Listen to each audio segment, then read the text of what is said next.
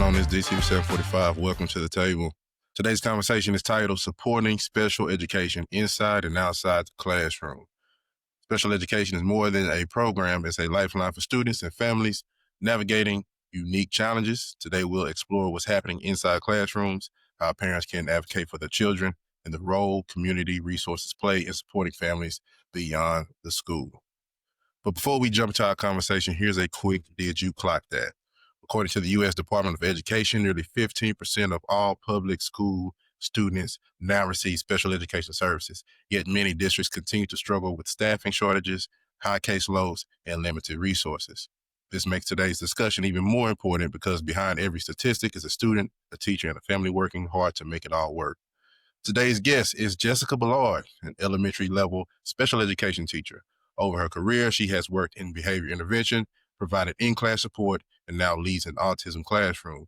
Jessica has been a strong voice for the need for administrators, support, and proper staffing in special education. She brings a frontline perspective about what's really happening in the classrooms. Please welcome Jessica Bellard. How are you doing? It's Friday evening, and I'm here with you, hoping to share some knowledge with your listeners and give them an insight as to what it looks like on an elementary campus in a special education classroom. Okay. Well, I'm happy to have you, especially with your experience in the classroom and still in the classroom, but a whole different environment. This is something new to you, so we want to dig into that in just a few. But before we get started with that, Jessica, what inspired you to pursue special education, and what has your journey looked like so far? So I remember sitting in my special education block in 2008 at Texas Southern University, and the professor, Dr. Baumgartner, asking us why we were not minoring in SPED, and specifically saying, SPED who? He said over the next 10 years, special education will definitely change, and you guys should be minoring. Here I am, looking like I'm looking deep into special education. I started this journey in 2012 as a para in a very high needs campus, and it just changed my life forever, mainly because most of the students don't have a voice and their parents are not equipped on how to help them. So it's just been a journey that I have welcomed, accepted, and even as a parent of special needs children, just kind of conquered what life has thrown my way. Yeah, for sure. And you worked in 3 class settings, behavior intervention, we have in-class support. So my first year teaching was actually in life skills. Okay. Yeah, so I started in life skills in 2016. And then from there, I did structure, which is strictly behavior and special education. And then I came to in-class support. And now I'm in the autism unit, which is totally different from anything that I've ever done. Yeah.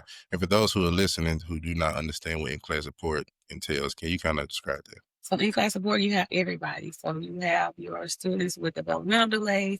You have a lot of behavior, which typically behavior impedes their learning. So that's why they have gaps. And then my wealth of knowledge with the autism group came from my last group that I worked with in-class support. So an in-class support teacher has students that are in a general ed setting, and we just go in and support the teachers with the students' IEPs, which is their individualized education plan, and give the teachers like tools with their grading, the accommodation that the students might need to access the gen ed curriculum. Okay. And with all of that experience, how has that shaped your teaching structure, your philosophy?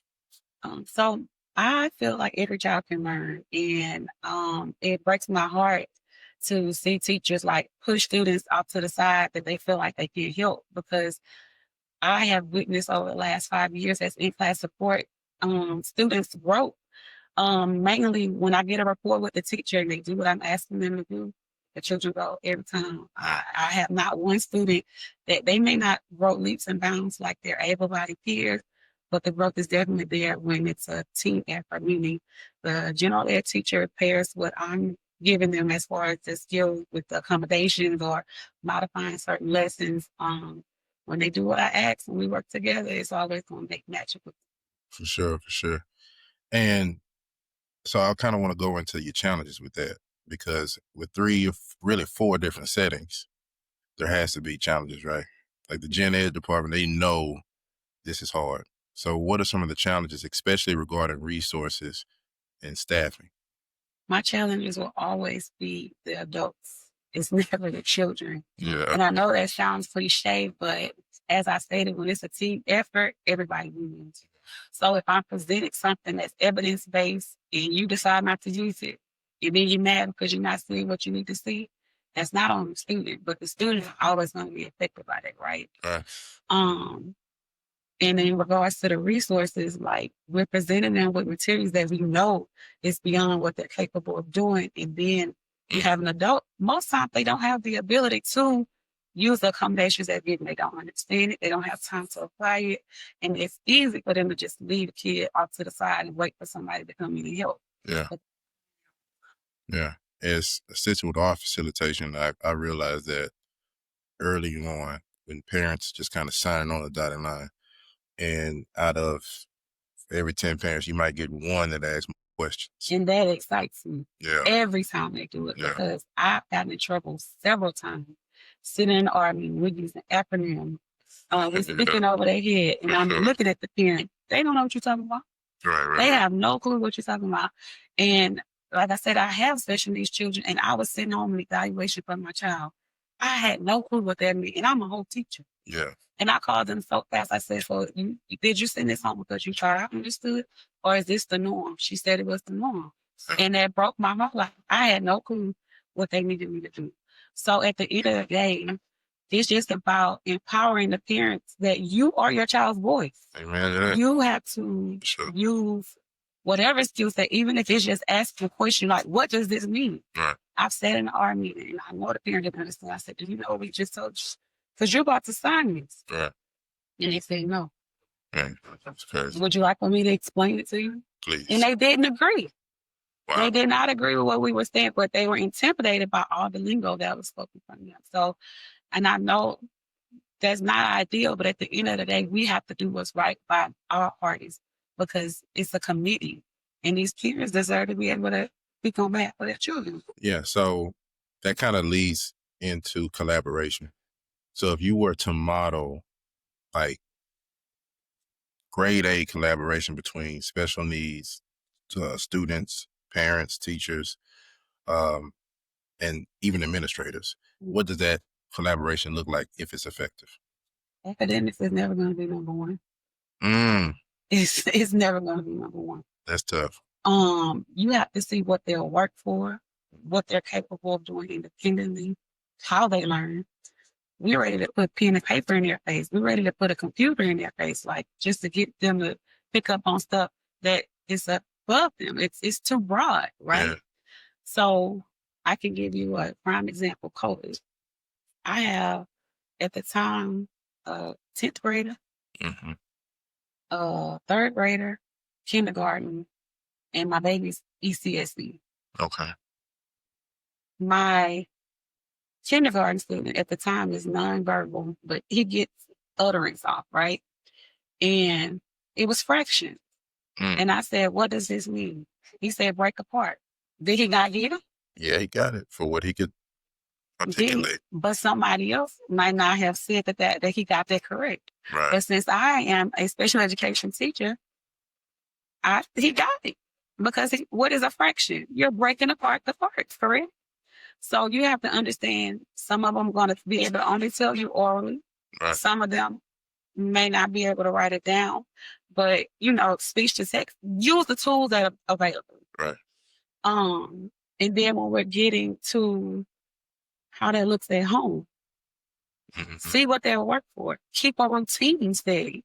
So before you can even get to work, see how they work. See how they respond at home. Most kids need timers. You're not using the timer in the class, but you expect them to float through the schedule easily. Right. That's not how they work. Right. They need to know that, okay, in about 20 minutes, we about to switch. But when you don't give them that prompt, even at home, you tell them to clean up, you just expect them to do everything. But I promise you, if you set a timer and say, in 20 minutes, I need this done, they're more amped to work because they don't even realize how much time has passed. Yeah. So just helping them in different settings, I feel like gets you to the academic part where they can sit and do something. Yeah. Because it's not, children are Gen Ed first. Yeah. Their first teachers are at home, but the parents don't know how to get to that point. So that's why I said it'll never start with academics. Yeah. It starts with what their foundation is. You said a lot of good stuff, but just this last sentence, never getting to that point, right? Whose responsibility is it to support those parents? Is it the teacher? Is it the admin? Is it the special education teacher? Because you got to remember, you make valid points. You got to remember that the parent is coming in blank slate. Mm-hmm. Some skeptical about even Mm-hmm. putting their child on a plan, medication, because they're afraid of what it's going to do for their child in the future as adults. Perfect. So who's responsible for that? That's why any meeting I've ever sat in, the parent that we need is there. Need there is never there. It's intimidating. Yeah. So it's intimidating to ask for help for a lot of culture. Mm-hmm. It's intimidating to recognize that you need something that you don't recognize that you need, if that makes sense. Like, we're in a society that's very fast-paced, very microwavable. We want everything instant. Yeah. And the amount of work that it takes, the first step is realizing that you need help. We are not parenting children that were in our age. Right. These kids are different. Yeah. So I feel like we've done things that I feel like the community can benefit from, but those that we need present are not present. Okay. So you have to meet them where they are. Mm-hmm. Maybe go to the apartment complex and put on this same thing that we have on campus. Ask them, do they have a rec center that we can use to put on, give this same information? We're getting so many primary grade students that never knew that they can get their child tested prior to them getting to school. Mm-hmm. So if you have 3-year-olds, they could have been giving speech, but their parents didn't know that. So here they are in kinder, delayed now because they didn't get the resources that they need. That can start at 9 to 12 months because it's ECI. I learned of this information from my child's doctor, but what if they don't have a doctor to go to? Mm-hmm. They're just seeing the clinic, and that clinician just checking them off because they got to get to the next patient. So I feel like the resources need to be available at their level and not just some verbiage put on paper. Like, let them know what that looks like. But again, this starts with in the community, not expecting them to come into school because a school system is intimidating from the most brilliant person. Yeah. If we meet them where they are, like I said, in their community, go do outreach. Right. I really feel like that's essential because, again, most of the information I got was from a doctor. But then I realized they're not seeing the same caliber of doctors that I had access to. Yeah. Okay. So you named, if I was to sum up, there's some gaps. Huge. Being informed, right? Having the right resources. And you said that it should be more like outreach, not wait for them to come to us. Right. Yeah. So are there community services that you've seen so far that actually make a difference? Like I said, early childhood intervention is essential. But like, in my opinion. Yeah, but say, have you actually seen, because I thought about having like a fair, kind of like a health fair, but for special needs, right? Where we, get shoes, clothes, information, people, they can describe what autism is and what emotional disturbance is. Like, if that happened, have you seen an example of that where it actually even worked, or is that something that you just never seen before? I'm not gonna say I've never seen it. But so my children's district have done a health fair, not a health fair, an information fair. So as I said, I have two youngest children that are special needs. So I, at my tenure in teaching, did not know that it was help beyond the school system. Like once they age out, because my boys are very well may have to take care of them into adulthood. It's a system that I should have signed up for when they were younger because it takes 12 to 15 years to get it. Wow. I knew nothing of that until I went to this fair. And I went to the fair as a parent. I took my teacher hat off because I need all the information. Yeah. Because again, I may have to take care of my boys until adulthood, right? But that was done by the school, and I'm already connected to the school. We need something that is literally outreach where we're going into their area where they can't pass us up. Like, I'm not telling you to go knock on their door because they're not going to welcome us in. Because again, it's the fear of the unknown. Like, you're trying to, I got them. Like, oh no, we just have to get your kids identified. But the number of students identified as fed, you just that report is probably old that you read. It's probably not even current information. Yeah. And just in my experience with how autism has just it's a very broad spectrum, but the amount of students that are being diagnosed with autism is rapid. Yes. Yeah. So if we don't get ahead of it as a system, we're going to be in trouble. We're not even going to be able to have the manpower to accept all the students that we're going to have that has this condition, and they're coming. Yeah. Because this is their parents' refuge. Yeah. They don't know what to do. Yeah. So you have to balance having your own children that have special needs and take care of others' children at work. How do you do that? Self-care is essential to my being. Yeah. I got a therapist in 2022, and I have not seen her in probably a little over a year. But the tools she provided with me, my no is my no. Yeah. My off is my off. I have had to work a little bit more with this new position. But like, I unplug when I need to unplug. Travel is my escape. Yeah. So I keep a trip booked. But overall, my children are my joy.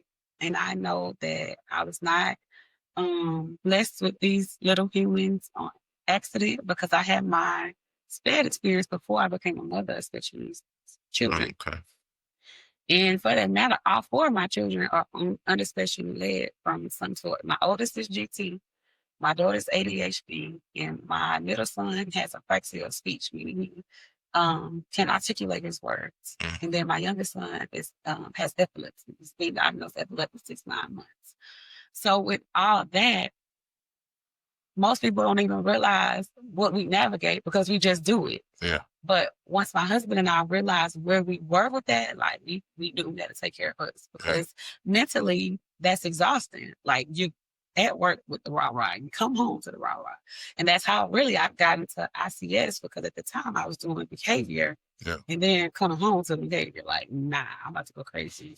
So ICS kind of gave me like a breaking point that I needed. But this new position I have gave me a new found respect for the parent side of it. Yeah. Like, I know that I needed to be this role specifically at the parents. It's not even about the kids. The parents don't know what to do. Yeah. It's crazy. I recently had a parent in my office, single mother with a child with ADHD. And I mean, I'd be quite frank, I've had many parents sit across from my desk, and you have to really look them in the eyes and see, you feeding me a bunch of bull, is like something you really dealing with. And I could tell she was. And so I tried to help out as much as I can. But ever since I became an administrator, I found a new respect for the special needs area of education due to its vast spectrum of problems that it brings.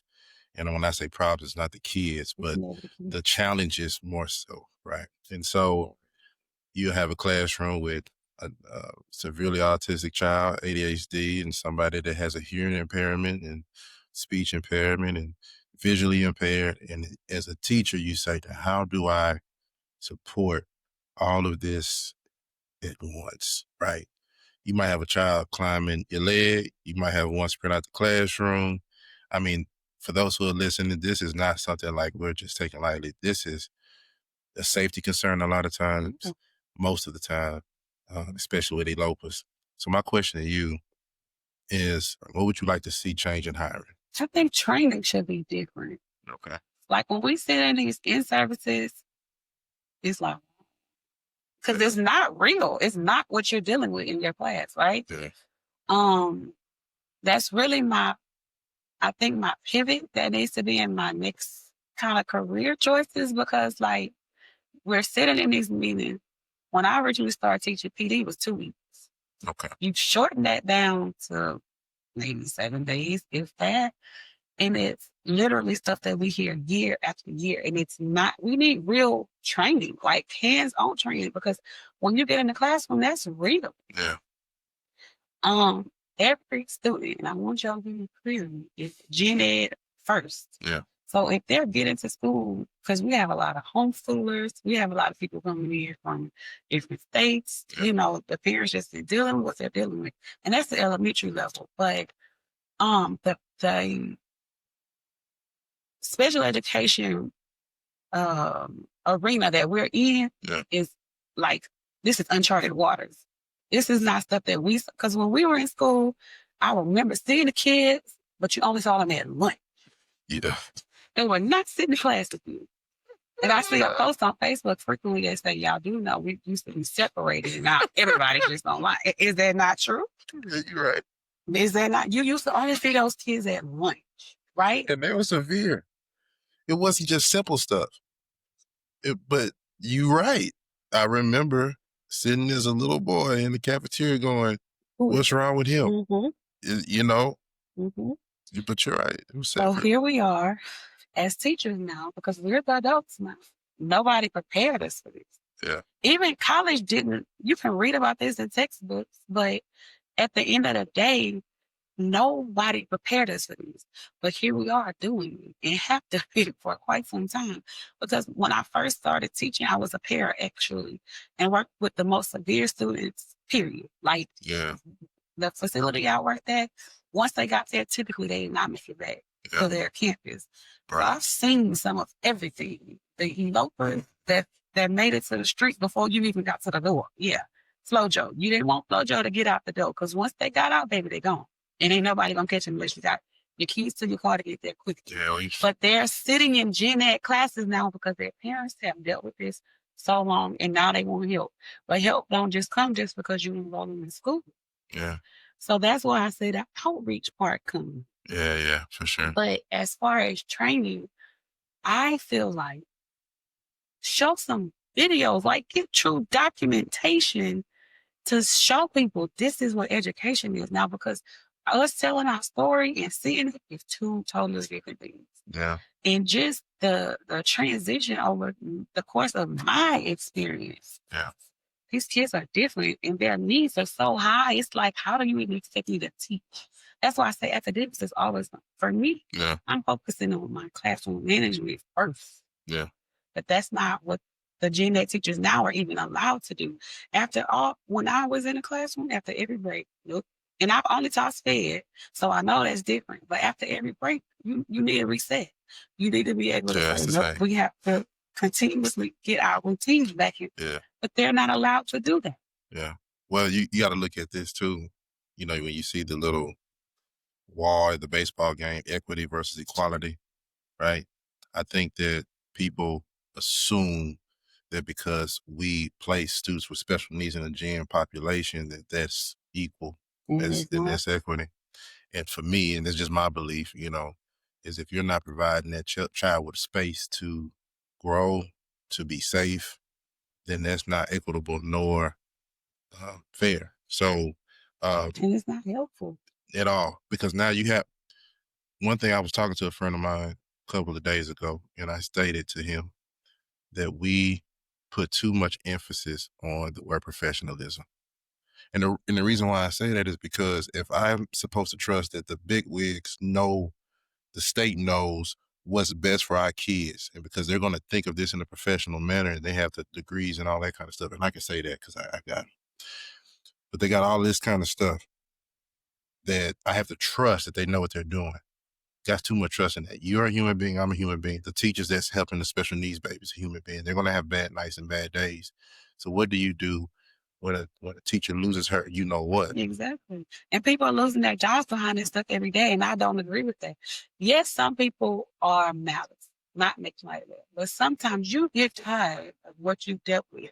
Yeah. So where's the in-between?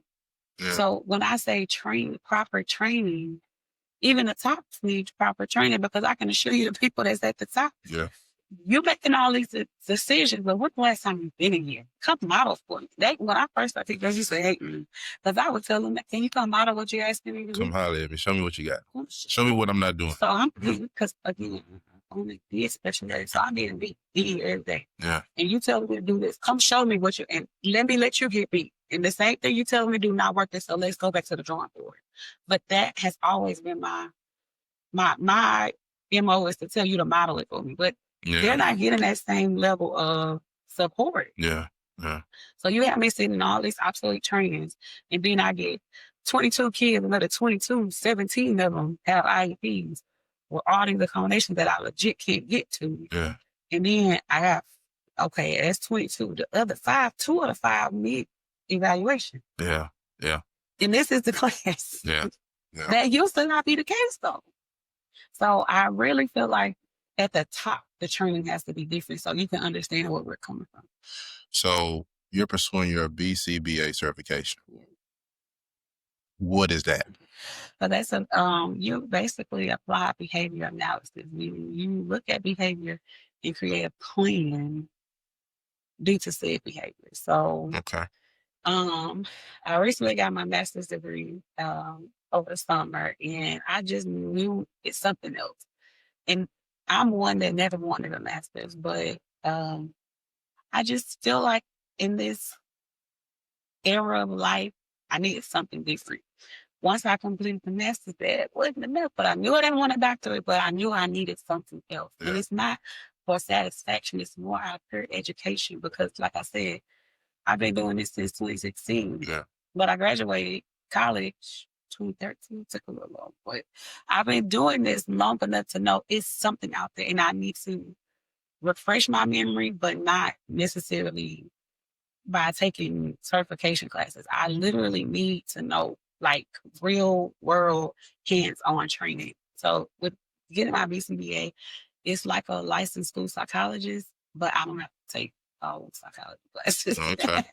But I'm literally studying behavior. Yeah. The purpose of behavior, how to correct behavior. And overall, my goal is to understand why you're doing what you're doing. Yeah. So how do you see that shaping your work and the ability to support families? My ultimate goal is just to help parents. Like this school year, being in the DUE program, the parents are literally in tears. Like one parent gave us gifts every Friday up until last week because she just felt like her child was so much. I mean, we could teach about me flowers, a bouquet of flowers from the teacher. And I'm like, girl, he didn't know that. But then I get another student whose mom is like, I don't know what to do. And this is a third grader whose parents have never been offered an opportunity for in-home training. Yeah. Her first time hearing that was from me. And I'm like, why? Right. So I'm sitting in meetings like, I think you need OT. And they go to them and say, how you know that? I know what I know. So it's so many different arenas that help that they're not getting the help they need. They're not getting proper evaluations and all the things. So I said all that to say my purpose is to help families by empowering them with the tools that you can ask for that evaluation. Yeah. You don't have to say, Ms. Bellard said that they need this evaluation. Right. But I'm asking the questions and you're like, I can request it as a teacher. Yeah. I can empower them as a teacher with knowledge and skills that they need to make sure that, because at the end of the day, these are children. And yes, right now they're 5 to 9. But guess what? That turns into 15 to 19. Yeah. So if you can't help them now, you're definitely not going to be helping when they big as you. Right. And most times, our children outlive us. So nobody going to do for them like you do. Right. So let me help you help them get some type of independence. That's my true goal, to empower the parents, because you got to release. Right now, their parents are doing most of everything for the child because they don't know what they can do. Yeah. So I just want to make sure that they have the ability to travel with their kids, because my kids' passport stamp me, please. Every year we're going somewhere. Yeah. And most times my family's like, you taking, Yeah. Because what you I'm going to leave them on the roof? No, my kid's going with me. Yeah. Because my little one is very busy. But at the end of the day, as he's gotten older, he's gotten better because we're going out to eat, stairs and all. Yeah. We're going to the grocery store, stairs and all. We're going on this airplane, stairs and all. Because at the end of the day, why do we not get to live a life? Because this is what we were blessed with. Yeah. Because I use it as a blessing at the time because we were granted this gift. Yeah. And this is my gift. And my gift is going to be on this airplane. Yeah. So my parents deserve the same thing. Like they deserve to be able, even if you can't get on the airplane, even if it's a car ride, you deserve to be able to get in the car and know that your child's going to open this door. Right. Or go in the store, they're not going to run off. Right. So just equipping them with, this is what we did today. Now, it didn't work this time, but it worked that time. And that's really what 745 Podcast is, right? Or that's our desire. For me, it's my desire to make sure that every element of education is placed in one area that a parent can listen to.